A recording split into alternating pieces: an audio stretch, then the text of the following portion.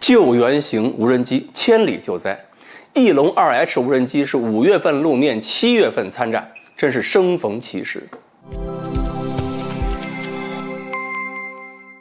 各位网友，大家好，我是刘小飞。这几天呢，河南大水，就是前几天嘛，我们一个群里边，就是这个军事圈里边嘛，有一个小朋友，大概也就是20-30岁的小朋友，挺着急的。他是中航工业的一个人，整天念叨说中航工业几种新的救援型无人机不是已经研制出来了吗？5月份就展示过了。你像这个翼龙 2H 啊、翼龙 10H 都是应急救援用的，还有什么各种气象观测型的东西，赶紧用上了。结果那话刚说完，也就是半天左右的功夫，大伙儿都看到了，报道出来了，说翼龙 2H 救援无人机飞到河南救灾去了。哎呦，这哥们儿挺高兴，总算是自个儿这么多单位、这么多的那个努力成果没白费。第一次救援呢，是翼龙 2H 从贵州安顺起飞，飞到郑州上空停了5小时，然后河南米河镇的居民就收到一条中国移动发的短信，说乡亲们，特亲切一个称呼啊，说乡亲们，暴雨导致了通信中断，应急管理部紧急调派翼龙无人机抵达你镇上空，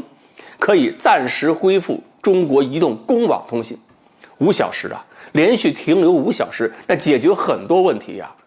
地面上的人能够了解到救灾的部署情况，能够知道自己什么时候可以获救，什么时候有救援人员到达，还能把自个儿现在的情况报上去，心里就有底，就能不迷茫，不迷茫就能不绝望。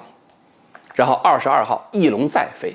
给郑州市中牟县阜外华中心血管医院提供的是网络保障，通过网络保障来提供救援所必须的通讯联络。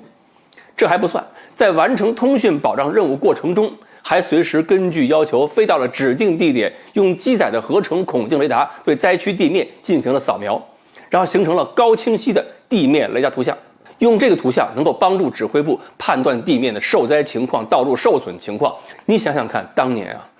年汶川救灾的时候是多难，地面上遭到严重破坏，通讯全部中断。那时候我们要恢复通讯怎么弄啊？道路进不去啊，我们要靠伞兵背着电台，在没有高空跳伞设备的条件下，带着通讯设备冒险往山沟里边跳，而且山沟里边的气流是极其不稳定的，这跳下去本身就算是有这个高空跳伞设备，在气流冲击之下会不会撞山，会不会掉到哪儿去，危险都非常大。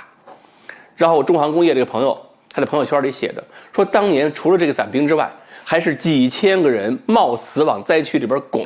为的就是横竖得有个信儿。如今不用了，抬头就是祖国的天。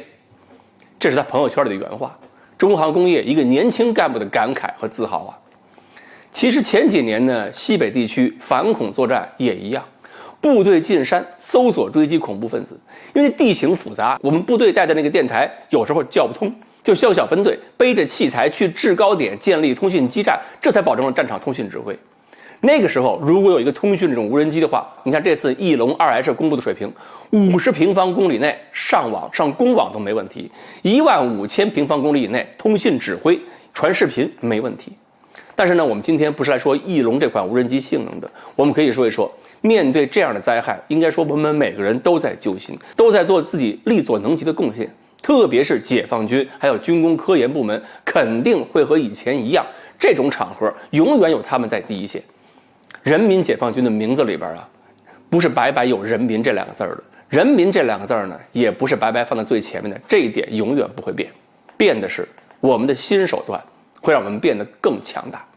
全世界看惯了这种无人机啊，都是挂着导弹的死神啊、收割者啊，只有中国的无人机是既有菩萨心肠，又有雷霆手段。好，我们也都很希望更多的像翼龙这样的无人机，在未来的抢险救灾过程中能发挥更多的作用，能挽救更多的生命。